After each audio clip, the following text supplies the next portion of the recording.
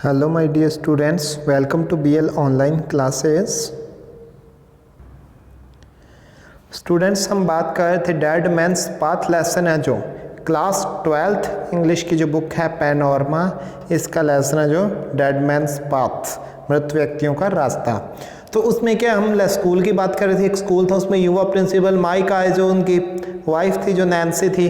तो अब देखो वहाँ पे उनका लुक दिखा रहे हैं, उसका लुक कैसा है, पतला सा है बिल्कुल, आंखें अंदर गहरी बैठी हुई है, अंदर चेयर पे बैठे हुए हैं वो, तो सोच रहे हैं कुछ। तो तब नैन्सी उनको कहती है what are you thinking Mike, कि माइक आप क्या सोच रहे हो। I was thinking what a grand opportunity we have got at last to show these people how a school should be run। वो कहते हैं मैं ये सोच रहा हूँ इन लोगों को कि हमें कितनी ग्रैंड अपॉर्चुनिटी मिली है कि हम दिखा देंगे लोगों को कि स्कूल कैसे चलाया जाना चाहिए। ड्यूम school was backward in every sense of the word। शब्द के हर शब्द के मतलब हर तरह के शब्द अनुसार देखा जाए तो स्कूल वास्तव में बैकवर्ड था, पिछड़ा हुआ स्कूल था। Mister Obi put his whole life into the work and his wife hers too। और मिस्टर ऑबी ने और उसकी जो पत्नी ने दोनों ने अपनी पूरी ज़िंदगी स्कूल में लगा दी। he had two aims, उसके क्या थे, दो सपने थे, दो लक्ष्य थे उसके। A high standard of teaching was insisted upon, उसने यही किया, फोर्स किया सभी को कि एक हाई टीचिंग स्टैंडर्ड होना चाहिए स्कूल में। And the school compound was to turn into a place of beauty. और जो स्कूल कंपाउंड है, स्कूल की जो बिल्डिंग है, स्कूल की जो जगह है, और उसको क्या है, एक सुंदरता मिलनी चाहिए, प्लेस ऑफ ब्यूटी बन जाना चाहिए वो। Nancy's dream gardens came to life with the coming of the rains. जैसे ही बरसात आई तो नैन्सी के जो ड्रीम गार्डन्स थे, जो सपनों के बगीचे थे, वो खिल गई। एंड ब्लॉसम्ड मतलब वो ज़िंदगी में आए, वास्तव में आए और वो खिल गए। ब्यूटीफुल हिबिस्क एंड अलमंडा हैज़, और हिबिस्के और अलमंडा के जो हैज़ होते बाढ़ लगी हुई, has in brilliant red and yellow market out of carefully tended school compound from the rank neighbourhood bushes. मतलब जो आस पड़ोस की जो बुशेस थी, झाड़ियाँ थी, बुश को बोलते हैं झाड़ियाँ थी, वहाँ से जो स्कूल की कंपाउंड है, स्कूल की बिल्डिंग है, बहुत ही शानदार दिखती है, क्योंकि उसके अंदर बहुत ही हिबिस्कस के बढ़िया गुड़हल बोलते हैं जिसको, इसके है अलमंडा के बहुत सारे पौधे लगे हुए थे, उनको बहुत अच्छे तरह से हेज़ की हुई थी, हेज़ होता है बाढ़ की हुई थी उनको। One evening as Obi was admiring his work, he was scandalized to see an old woman from the village hobble right across the compound। और एक दिन जब वो अपने काम की प्रशंसा कर रहा था, ओबी देख रहा था कि हमने कितना अच्छा कार्य किया, तो उसने देखा एक ओल्ड वोमेन है गांव से आ रही, हॉबल मतलब लड़खड़ाती हुई सीधी निकली, कंपाउंड के आर पार निकल रही है, through a marigold flower bed. मतलब जो मैरीगोल्ड का जो पौधा है उसकी जो क्यारियाँ बनी हुई है, और उसके बीच में से, और हेज़ मतलब बाढ़ के बीच में से निकल रही थी बिल्कुल। On going up there he found faint signs of almost disused path from the village across the school compound to the bush to the other side, on to the other side।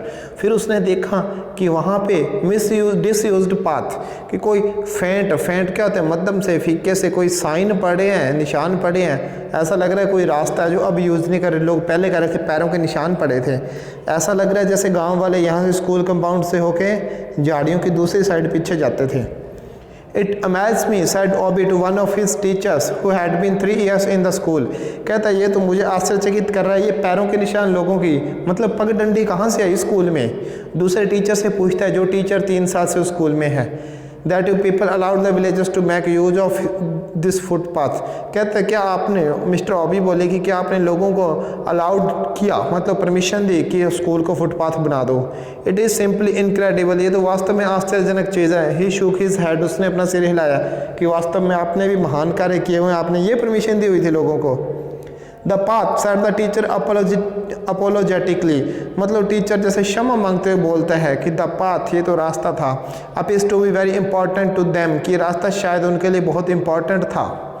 Although it is hardly used, ये hardly use किया जाता, कभी कभार use होता था ये रास्ता।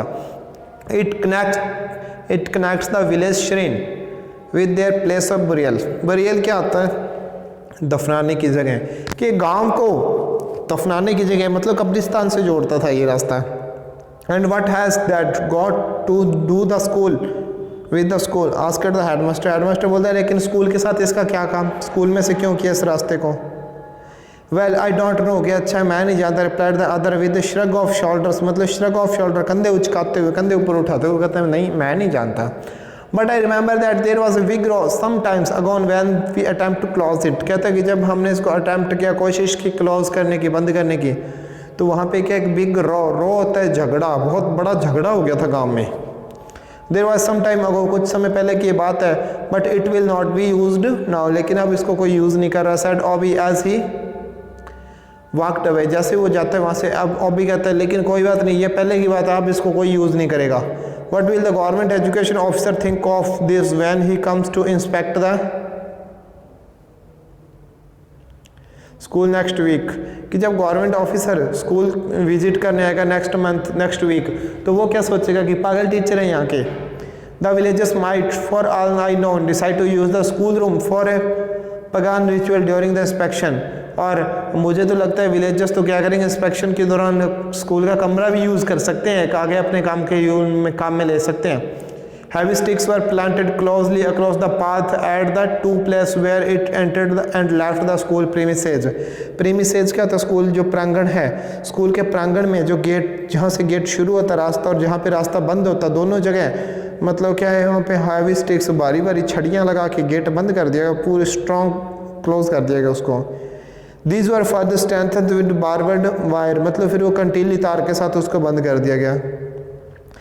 3 days later the village priest of Annie called on the headmaster, और जो village priest Annie था उसने क्या हेडमास्टर को बुलाया।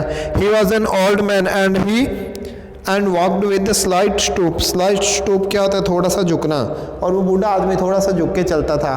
He carried a stout walking stick which he usually tapped on the floor, और उसके साथ में क्या थी, एक वॉकिंग स्टिक थी, मतलब जो स्टिक होते हैं जिसको दिखाई नहीं देता, उनके हाथ में एक छड़ी होती है, ज़मीन पे लगाते हुए छड़ी को ज़मीन को टच करते हुए अंदाज़ा लगाते हुए चलते हैं, तो वो कभी कभार ही उसको ज़मीन पे मारता था।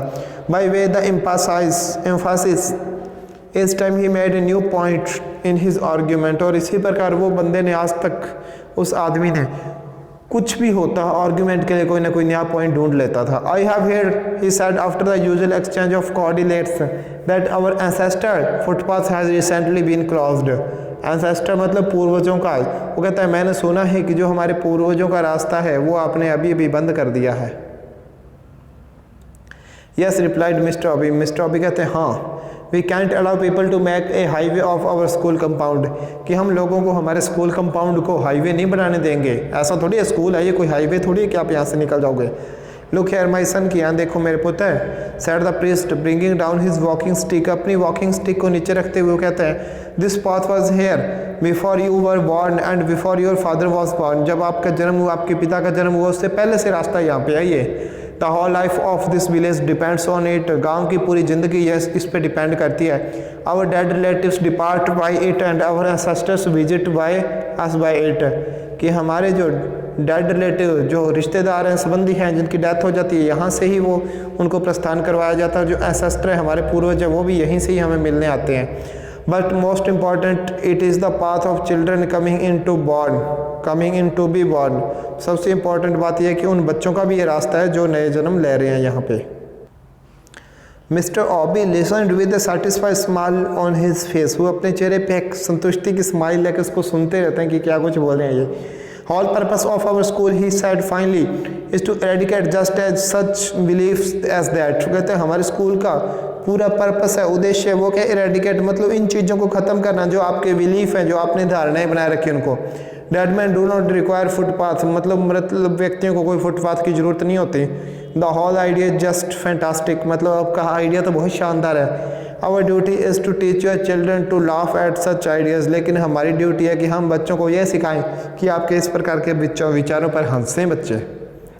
What you say may be true, replied the priest, कि जो आप कह रहे हो सकता है वो सच हो, but we follow the practices of our fathers, लेकिन हम तो हमारे पिता के विचार, जो हमारे पिता थे उनके विचारों को मानते हैं। If you reopen the path, we shall have nothing to quarrel about. यदि आप उस रास्ते को वापस खोल दो तो हमारे पास झगड़ा करने के लिए कोई मैटर नहीं होगा, हम नहीं झगड़ा करेंगे।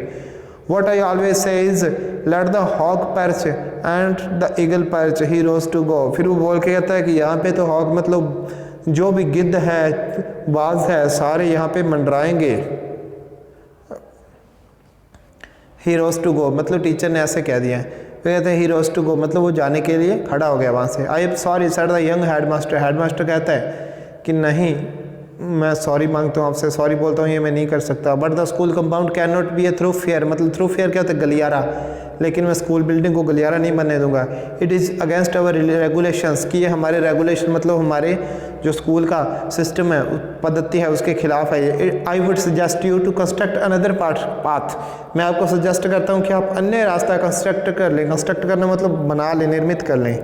गोइंग अराउंड अवर प्रीमिसेज मतलब ऐसा रास्ता बना लो जो हमारे प्रीमिसेज की, हमारी बिल्डिंग से बाहर से जाता हो जो। We can even get our boys to help in building it, हाँ मैं हमारे स्कूल के बॉयज़ को भी साथ में लगा दूंगा, आपकी हेल्प कर देंगे वो रास्ता बनाने में। I don't suppose the ancestor will find the little retort to be burdensome, और मैं नहीं सोचता कि आपके जो पूर्वजों को थोड़ी सी भी प्रॉब्लम होगी थोड़ा ऊपर से घूम के आने में। I have no more words to say, said the old priest already outside, मतलब प्रीस्ट जो ऑलरेडी बाहर निकल चुका है, जाते जाते पीछे से बोल जाता है कि मेरे पास कोई शब्द नहीं है और बोलने के लिए। 2 days later young women in the village died in child birth, और 2 दिनों के बाद मतलब बच्चे को जन्म देते समय एक युवा औरत गांव की मर गई। A diviner was immediately consulted and he prescribed heavy sacrifice to pacify ancestor insulted by the fence, और उसने क्या बोला कि जो फैंस है, फैंस हुए थे बाढ़, कि आपने जो रास्ते में बाढ़ करके, एक डिवाइनर मतलब एक ज्योतिषी आया और वो कहता है आपने जो बाढ़ करके जो पूर्वजों की इंसल्ट की है, बेइज्जत अपमान किया है, उनको पैसिफाई करने के लिए, मनाने के लिए आपको भारी सेक्रीफाइस देना पड़ेगा, भारी बलिदान देना पड़ेगा कोई। अभी woke up next morning among the ruins of his work the beautiful hedges were torn up not just near the path but right round the school, और फिर अभी अगली सुबह जैसे मॉर्निंग में जागा उसने देखा ruins of his work, ruins का तो खंडहर, उसके पूरे कार्य के खंडहर बना दिए गए थे, और जो ब्यूटीफुल हेज वगैरह बाढ़ लगाई थी, बेल लगाई हुई थी, फूल लगाए हुए थे, सारे टॉर्न अप मतलब चीर फाड़ दिए गए, बिखेर दिए गए थे, और सिर्फ रास्ते के आसपास से नहीं पूरे स्कूल की शोभा बिखेर दी थी उन्होंने, मतलब पूरे स्कूल के फूल जो भी बाड़ियाँ वगैरह थी तोड़ दी गई थी। The flowers trampled to death and one of the school buildings pulled down, school की एक बिल्डिंग भी उन्होंने नीचे गिरा दी थी, गांव वालों ने फूल भी तोड़ दिए थे।